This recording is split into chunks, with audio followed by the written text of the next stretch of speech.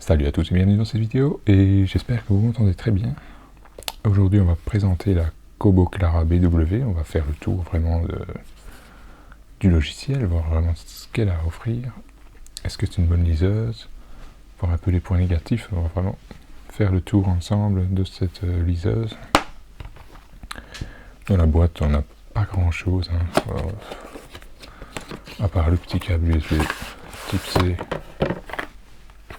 et de la notice. Et là on va vite faire le tour de 4 secondes. Hop, le câble USB-C. Notez que le câble est estampillé. Il n'est pas estampillé. Ah si, il est estampillé. Kobo, voilà. Ça, on va mettre ça de côté tout de suite. Ça.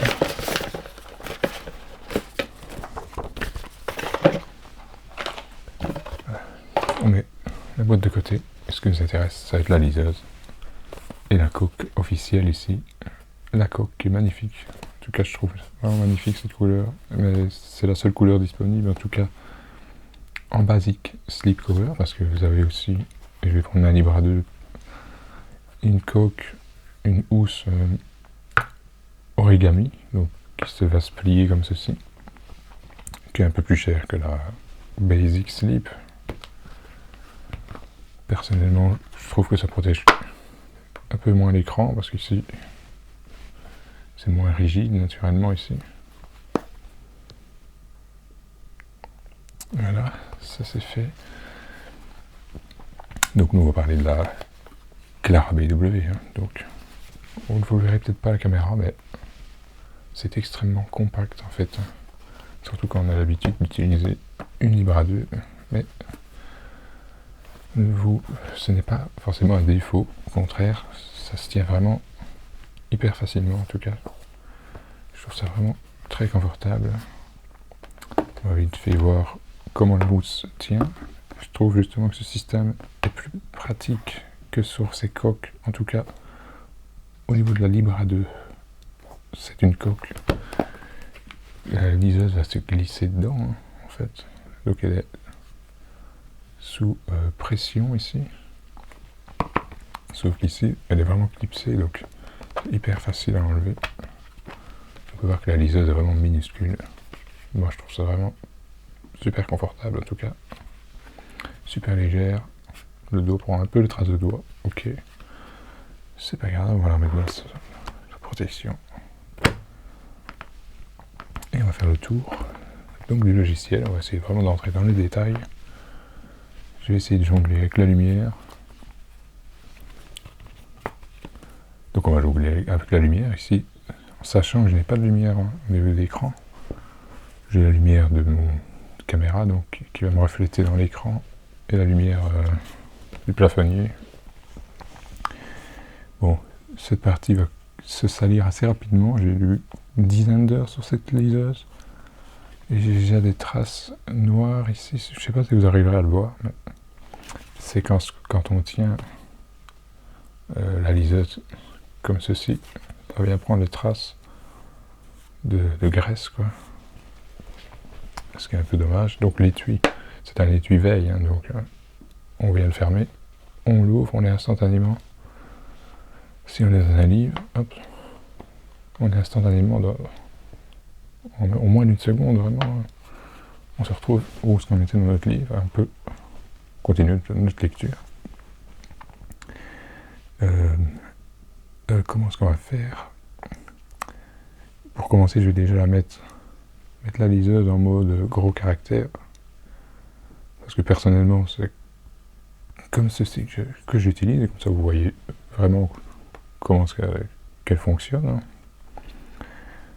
C'est très rapide, hein. Vraiment ça, par rapport en tout cas à la Libra 2, par exemple.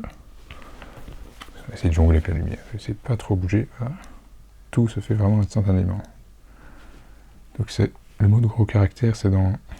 Mais il est désactivé, voilà, je l'avais activé. Je vais désactiver pour vous montrer. Ça se situe dans la fonctionnalité bêta, donc c'est pas une fonctionnalité qui est prête à être en production. Voilà, ça c'est sans le mode gros caractère. Si je viens par exemple dans le dictionnaire, Bon, ça n'affecte pas la taille du texte, ça on va l'affecter. On peut régler ça évidemment à part. Mais si je n'active pas ce mode, on peut voir que tout est assez petit, notamment le dictionnaire, ce qui reste très lisible étant donné qu'on a un écran de 300 pixels par pouce, points par pouce, ce qui est vraiment le standard haut en fait de ces liseuses. Je ne pense même pas qu'on est plus haut en définition. Donc je vais réactiver le mode.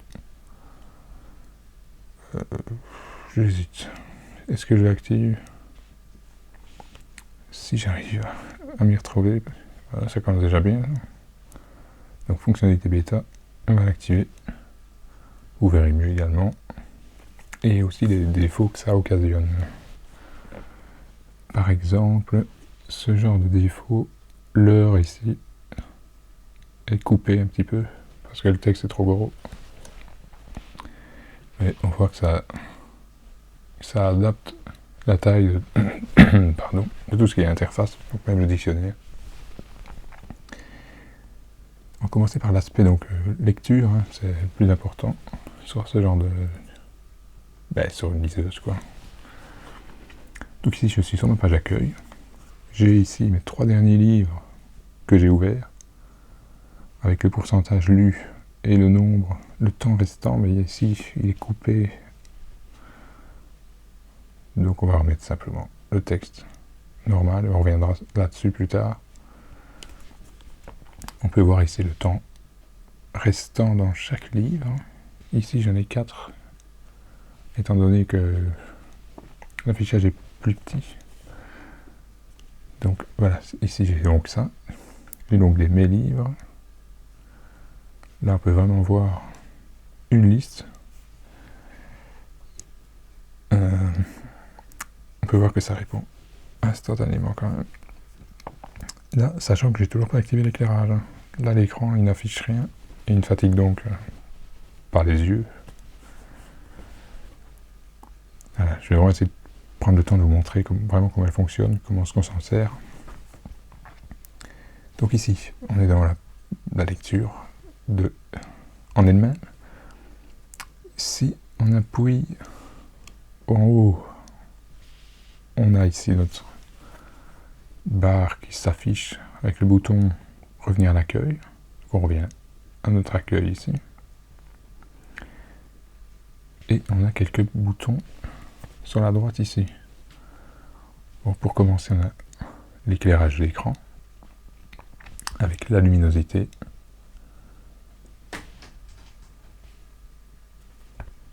Ainsi que l'éclairage nocturne, donc l'éclairage qui va jaunir l'écran, qui sera idéal pour le soir par exemple. On va parler de l'éclairage nocturne. Lorsqu'on est le soir, vous allez activer davantage l'éclairage nocturne. Ça peut vous sembler gadget, puisque les premières liseuses qui disposaient d'un éclairage n'avaient pas cette option, et ça reste d'ailleurs plutôt une fonction réservée aux liseuses plus haut de gamme. Sur les Kobo d'entrée de gamme, on a l'éclairage, mais pas, d'ailleurs toutes les liseuses, je pense, ont l'éclairage actuellement en 2024, mais pas l'éclairage nocturne. Bon, ça c'est pour l'éclairage. Voilà. On peut l'activer automatiquement à une certaine heure, l'éclairage nocturne. Ici sur les A, on peut personnaliser notre police. On a premièrement la police en elle-même. Personnellement, j'utilise la police Ubuntu, qui est incluse de base dans la liseuse. Mais vous préférez peut-être une police serif, comme ceci. Personnellement, je préfère lire avec une police sans serif, puisqu'on est sur une liseuse et non sur du papier. On peut vraiment on n'est pas obligé de se cantonner aux sérifs. Ça n'a pas d'impact. On a évidemment la taille de la police. Donc là, moi, je l'ai mis assez grande parce que je préfère que ce soit plus confortable et changer plus régulièrement de page. Mais ça, évidemment, vous préférez peut-être une police minuscule. Ici, vous voyez, c'est vraiment minuscule. Mais comme l'écran est quand même très défini, c'est encore tout à fait lisible, en tout cas au niveau de l'écran. Bon, ce n'est pas utilisable en l'état, bien sûr, ou alors... Mais c'est lisible, l'écran est suffisamment fin pour que ça reste lisible. Si je vais au maximum, on a vraiment un texte gigantesque. Donc pour tourner les pages, on peut soit glisser, soit appuyer, gauche ou droite. Je vais mettre une taille plus standard. J'étais à peu près... Je pense que comme ça, c'est plutôt confortable. Bien que moi, j'apprécie quand même une police un peu plus importante, mais c'est très bien comme ça. Ça permet évidemment de moins souvent changer de page. Ici, j'ai en cette police-là, j'ai 3585 pages. Mais si je mets une police plus petite ou plus grande, je n'aurai pas le même nombre de pages, quoi. Ici, j'ai 336 pages. Donc, une police plus grande, forcément, vous changez de page plus régulièrement. Ça, c'est concernant la taille de la police. Mais on peut ici changer l'interligne entre chaque ligne. Et je vais cesser de parler, je vais plutôt vous montrer. Ça passe ça. L'interligne, on a dit. On peut mettre vraiment des caractères plus collés, des lignes plus collées. Ou vraiment plus espacées. Je vais vous le mettre au maximum pour que vous vous rendiez compte. Bon, dans les faits, personne n'utilisera ceci de cette manière, je pense. Mais sachez que c'est possible. Ça, c'est concernant l'interligne. On a des marges, évidemment, qu'on peut régler. C'est-à-dire très peu de marges. Ou vraiment des marges plus larges, donc, ce qui va créer vraiment un texte plus fin et moins de... Vos yeux devront moins naviguer de gauche à droite. On va remettre ça à peu près correctement pour utiliser quand même bien l'écran correctement. Alors on peut justifier ou mettre aligné à gauche. Moi je ne comprends pas parce que quand je désactive la justification, il me semble quand même que c'est justifié, vu les espaces ici entre les mots. Donc ça j'ai du mal à comprendre. Peut-être que c'est à cause de ma police Ubuntu, je ne sais pas. On a des paramètres avancés ici. Bon, avec toujours la taille de la police. Cette fois on peut changer l'épaisseur.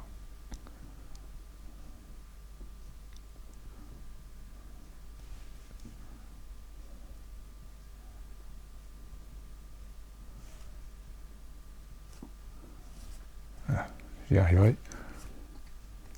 Pour vraiment avoir une police plus grasse ou plus fine. On voit qu'on peut vraiment s'adapter à vraiment précisément ce que vous souhaitez. On va désactiver l'éclairage. Je vais désactiver l'éclairage. Ça, vous voyez là l'écran est bien sûr. Donc il n'y a pas d'éclairage, donc il n'y a aucun rafraîchissement. Là l'écran est éteint. Donc si vous voulez voir comment ça fonctionne, les écrans à encre, je vous mets dans la description un lien vers l'excellente vidéo de 2X Silicium, donc qui avait démonté une Kindle. Donc on peut voir que sans batterie, là j'enlèverai la batterie, l'écran garderait ce qui est affiché, quoi. Parce qu'une fois que c'est affiché, l'écran est dans l'état, enfin, je vous invite à regarder sa vidéo. Je pense que c'est très intéressant si vous vous intéressez aux liseuses. Donc ça c'était pour la police. Ici, dans les statistiques de lecture du livre, il faut savoir que si votre livre est en .ipub, qui est le format plus générique, vous n'aurez pas les statistiques ici. Il faut le convertir en kpub, donc Kobo ipub. Ça peut se faire automatiquement avec Calibre. Si vous voulez toutes ces infos, je vous envoie à l'excellente chaîne de Nicolas de Liseuse et e-book qui aborde le sujet avec qui aborde tous ces sujets, donc Calibre principalement, qu'on va utiliser en tout cas si vous souhaitez charger des books. En tout cas, ça vaudra si vous souhaitez charger des livres via l'USB dans la mémoire interne.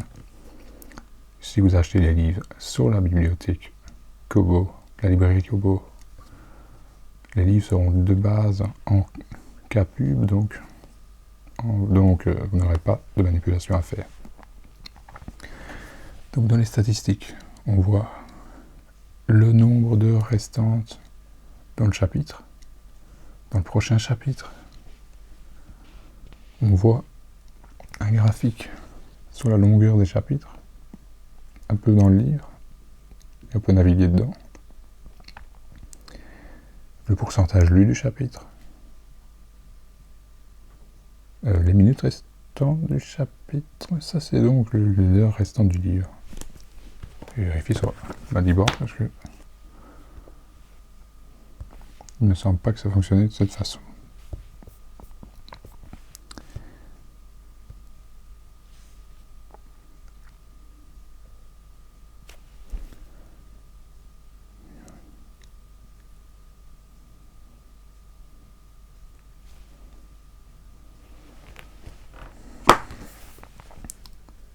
Non, donc ça c'est bien, les heures restantes dans le livre, et ça c'est dans le chapitre.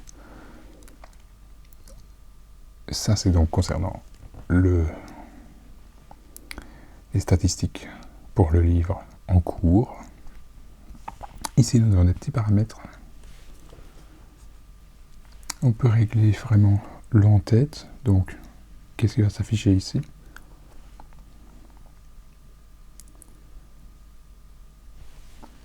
Donc moi j'affiche le temps restant dans le chapitre, mais on peut aussi désactiver pour vraiment gagner de la place d'affichage.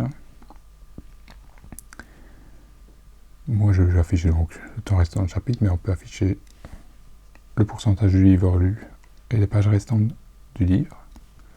Pareil pour le pied de page. On peut le désactiver, afficher les pages restantes dans le livre, le pourcentage du livre lu et le temps restant dans le livre, et afficher la barre de progression de lecture ou pas. Donc cette barre ici, vous n'arrivez pas à la voir, puisqu'ici je suis en début de livre, et ici on a 3 petits points, et on peut aussi cliquer sur l'icône de batterie, qui est assez petite, pour voir le pourcentage. Donc, oui, j'en profite pour vous montrer qu'on peut corner une page ici. Et je n'ai pas fini avec le paramètre ici. On peut choisir la fréquence de rafraîchissement de l'écran, c'est-à-dire que ici par exemple à chaque page, l'écran va se rafraîchir entièrement, ce qui consomme plus d'énergie. Mais si on le met sur chapitre, là il ne se rafraîchit pas, donc il pourrait avoir du ghosting, c'est-à-dire des pages précédentes par exemple, ou des images qui restent incrustées dedans. C'est tout à fait normal par rapport à Link. Je vais remettre la luminosité au minimum. Et on a le mode sombre.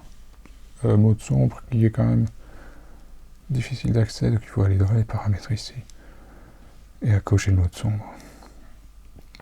Tandis que sur une liseuse, je pense, si je dis pas de bêtises, Kindle, on va tirer ici, comme sur un téléphone au final, et cocher le mode sombre, quoi. Donc ici on est dans le mode sombre. On est dans le mode sombre, là j'ai pas d'éclairage. Pour allumer l'éclairage, je peux aussi glisser ici. Et on voit que sa luminosité augmente au-dessus. Bien sûr, je peux toujours régler l'éclairage nocturne en mode sombre. C'est-à-dire que le texte va jaunir un petit peu.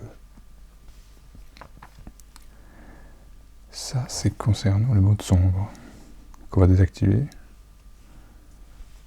C'est quand même assez bien de manipulation à chaque fois qu'on doit l'activer ou désactiver. On va dire qu'on ne l'active pas 3 fois par seconde.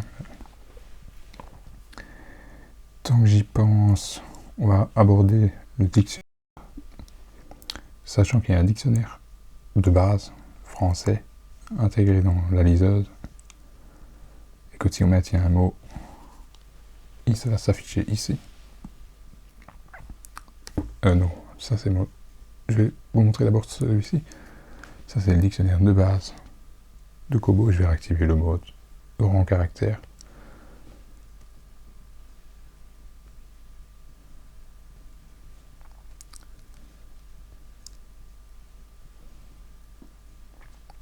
Voilà. Donc quand je sélectionne un mot, je maintiens le mot. C'est mon dictionnaire qui va s'afficher juste en bas ici. Ça c'est le dictionnaire de base Kobo. Mais ce dictionnaire, il a quelques défauts. Et je vais vous les montrer immédiatement. Pour commencer, les verbes conjugués, par exemple terminer ici, il ne va pas le reconnaître en fait dans le dictionnaire. Donc certains mots, il ne va même pas les trouver. Voilà, menaçante, c'est un mot français, c'est un mot valide en français. Donc on a les mots conjugués, on a les mots au pluriel. Ici un verbe conjugué.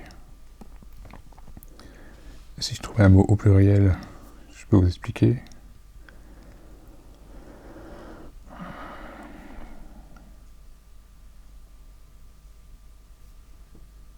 Comme ça on peut voir en même temps qu'il y a un petit effet quand on change de page que je n'avais pas sur la Libre 2. Voilà, je vais prendre ici le mot portière au pluriel. Je vais le maintenir pour sa définition. Et ici ça a fonctionné. Donc je vais prendre d'autres mots. Bon, ça peut arriver. En tout cas, j'ai eu des problèmes sur la Libra 2. Peut-être qu'ils ont amélioré sur celle-ci, sans doute. Mais les verbes conjugués ici, embrasèrent, il va absolument rien trouver. Les noms propres. Si je trouve un nom propre ou une marque ou ce genre de choses, ça n'existera pas dans le dictionnaire de base de Kobo. Donc ce qu'on va faire, c'est qu'on va installer un dictionnaire personnalisé. En l'occurrence, il s'agit du Wiktionnaire. Donc vu que c'est... Et ça, pour l'installation, je vous invite encore une fois sur la chaîne Liseuse et eBook qui a fait une vidéo d'installation. Moi, je vais vous faire la démonstration. Donc, on avait ici embrasère. Donc, dans le dictionnaire de base, tel qu'on achète la liseuse, on ne peut pas avoir la définition. Moi, je vais aller dans le dictionnaire personnalisé, donc le dictionnaire Wiktionnaire, hein, si vous connaissez. Et là, par magie, on a bien la définition d'un verbe qui n'était pas disponible dans le dictionnaire de base. C'est indispensable. C'est très facile à faire, mais c'est indispensable en tout cas. Parce que dès qu'un verbe est conjugué ou autre, il ne sera pas dans le dictionnaire. Bon, on va pas s'éterniser là-dessus. On va revenir ici. Donc, ici, on peut naviguer dans le livre avec un petit slider ici. Et on peut prévisualiser avant de se rendre sur la page. Mais si on reclique, bon ici on voit déjà la barre de progression dont je vous parlais, qu'on peut désactiver. Mais si je reviens là, je peux revenir à ma page où j'étais précédemment. Je peux aussi naviguer rapidement dans le livre. Ici, si je maintiens gauche ou droite, on voit que les pages défilent plus rapidement. Si je cherche un passage particulier,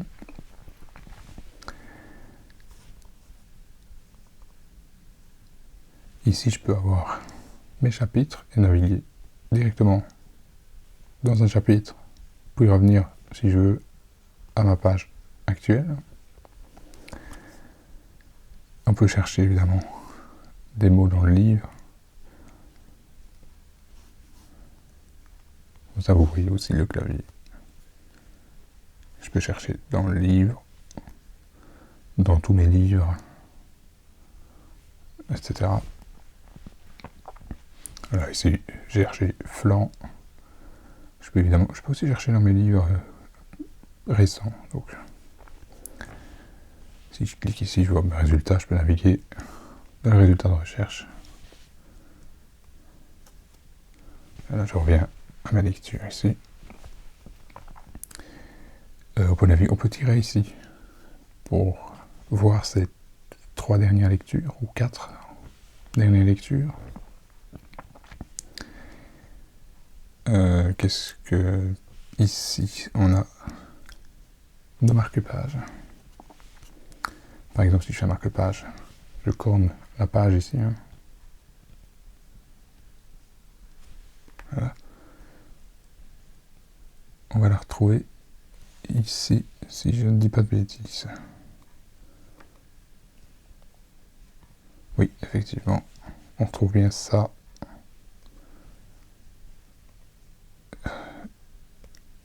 Ici. Voilà, on retrouve notre page cornée ici.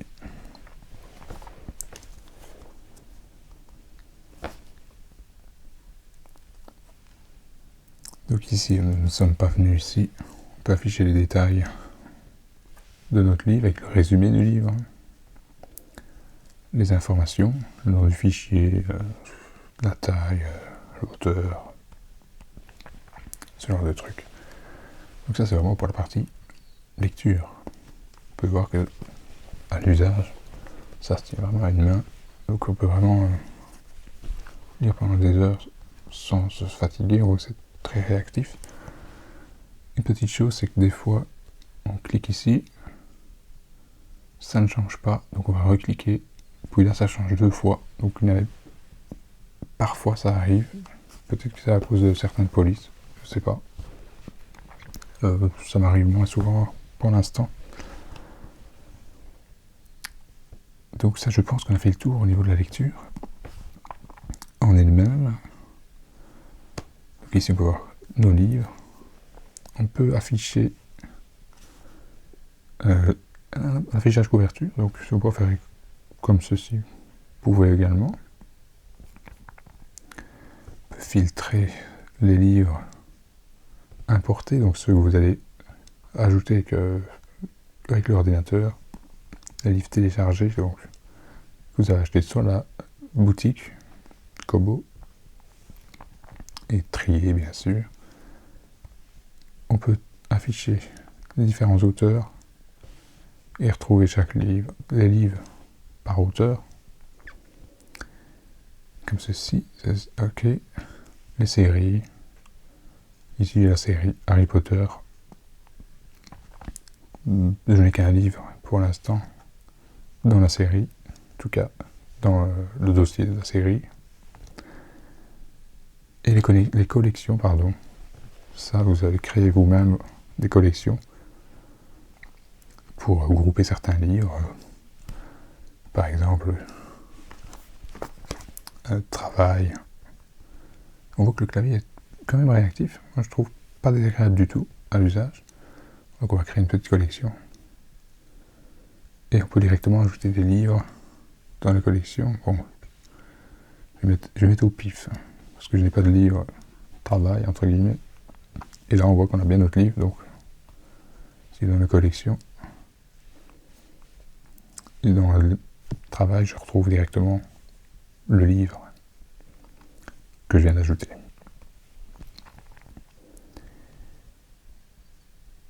Alors, je pense que c'est à peu près tout pour cette partie-là. Un truc que je voulais vous parler, c'est mes articles de Pocket. Donc, Pocket, c'est quoi? C'est un service, je pense, de Mozilla. Vous allez sur un article sur le PC ou votre téléphone qui est connecté justement à Pocket. Vous pouvez enregistrer l'article et le lire sur la liseuse, sur l'écran, la liseuse, quoi. Donc, il va se synchroniser avec la liseuse. Et vous ne devrez pas lire sur votre téléphone ou votre PC.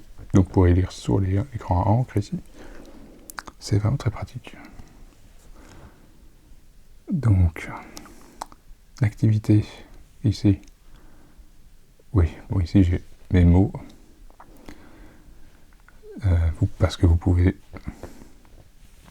s'il y a un mot qui vous intéresse ou que vous souhaitez stocker, vous faites ajouter un mémo. Par défaut, c'est pas activé. Donc on va se rendre dans la fonctionnalité bêta. Je crois que c'est même pas accessible de base. Donc pour activer les fonctionnalités bêta en plus, vous allez chercher ici. Vous allez taper ceci. Dev mode on.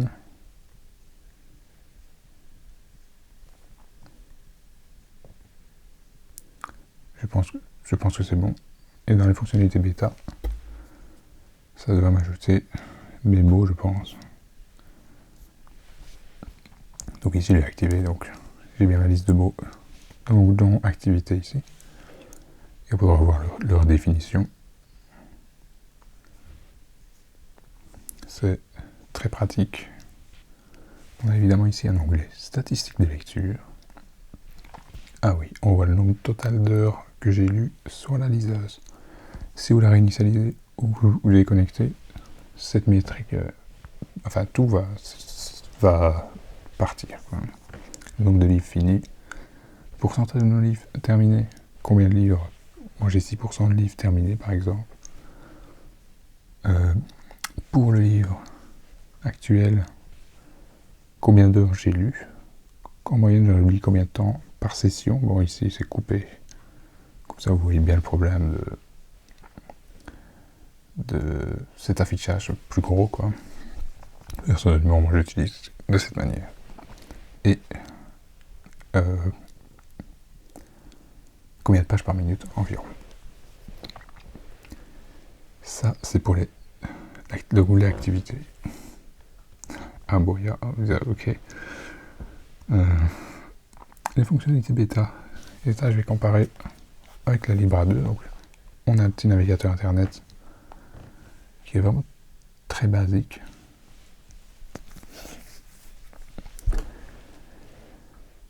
Très basique. Il ne requiert pas... Enfin, il ne contient pas de JavaScript. Peut-être que si, sur cette liseuse. Peut-être que si. Comme ça, on va tester en direct. On va tester si il y a du JavaScript. Comme ça, on va voir le scroll dans Internet. On voit que ça scrolle rapidement. Puis quand on lâche, ça rafraîchit. Donc il y a une fonction pour que ça scrolle plus rapidement.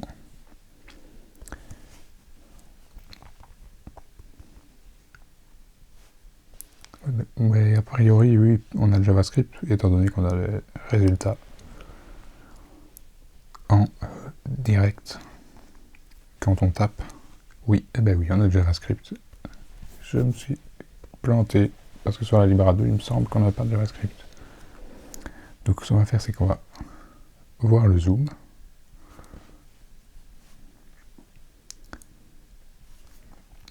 Et ça, on l'a à chaque fois, hein. le cookie. On va voir le zoom. Le zoom, c'est la même chose. Ça va zoomer, puis ça va se rafraîchir. C'est très très fluide. On a vraiment l'impression que c'est super rapide. Puis ensuite, ça se rafraîchit. C'est vraiment un navigateur d'appoint, par contre.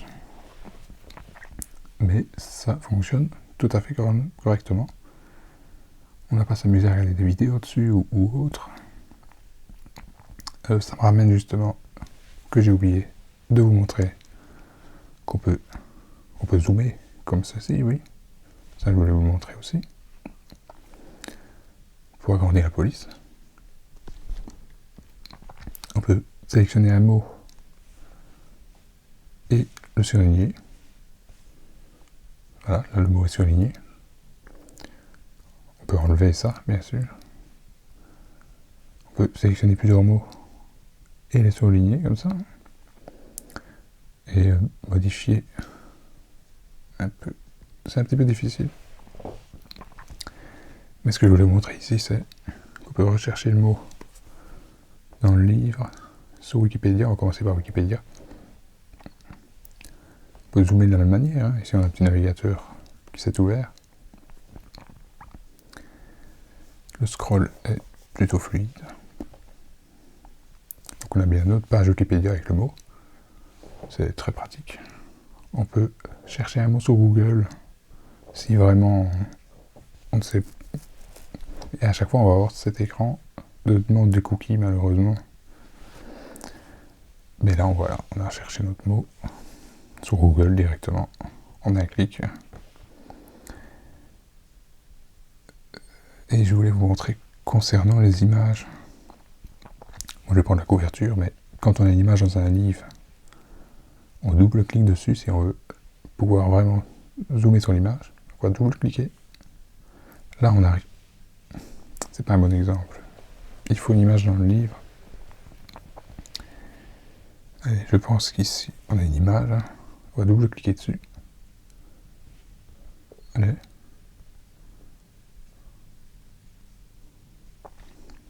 Et là, on est donc dans la visionneuse d'images, a priori. Donc on peut zoomer, on peut faire déplacer l'image. Voilà, donc ça, si vous avez une image, vous voyez le ghosting ici. Hein. Si vous avez une image, vous voyez qu'il y a du ghosting ici. C'est ça que je vous parlais tout à l'heure. Il va rafraîchir l'écran. Le ghosting va disparaître. Là, vous pouvez naviguer dans votre image, c'est super fluide. Voilà. Pour revenir aux fonctionnalités bêta, on peut changer l'échelle de la police en mode gros caractère. On a un carnet de croquis. Donc on peut dessiner vraiment ce qu'on veut. On va l'enregistrer ici. Et il va se retrouver dans mes livres. Voilà. Tout simplement.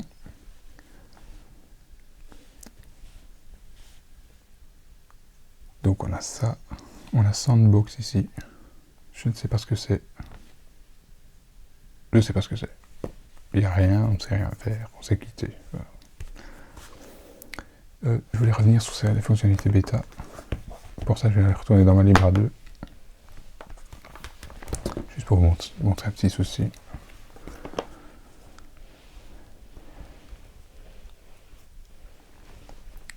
Dans la Libra 2,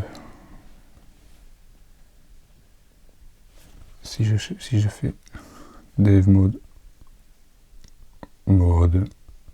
on, c'est une vidéo qui va durer 1 heure, je suis vraiment désolé. Normalement, il m'a activé les fonctionnalités bêta supplémentaires, voilà. Ici, on voit qu'on avait un Sudoku dans la Libra 2, on avait un jeu avec des blocs, on avait un solitaire, on avait des mots mêlés.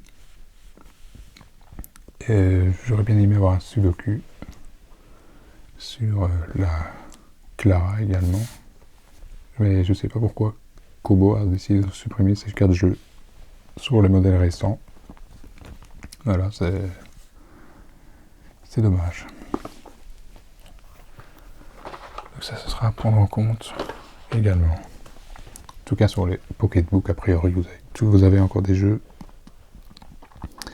Donc ça, c'est tout pour les fonctionnalités bêta. Les paramètres, je ne vais pas m'éterniser dans les paramètres. Mais on peut la mettre à jour, on peut gérer nos dictionnaires ici. Si vous voulez ajouter un dictionnaire d'une autre langue, vous pouvez le faire. Les connexions, synchronisation et mise à jour, on peut désactiver la synchronisation automatique. Synchroniser automatiquement la nuit ou à une période d'autre choix. Mais ça va consommer plus d'énergie. Moi, ce que je conseille, c'est de laisser désactiver le Wi-Fi si vous n'avez pas besoin. Et on va peut-être voir un petit peu la boutique Kobo, comment ça se passe pour acheter sur la liseuse. On va parler un peu de Kobo Plus également.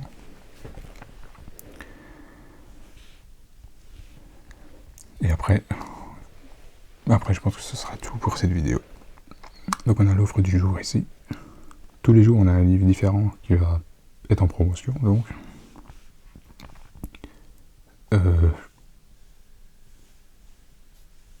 Voilà.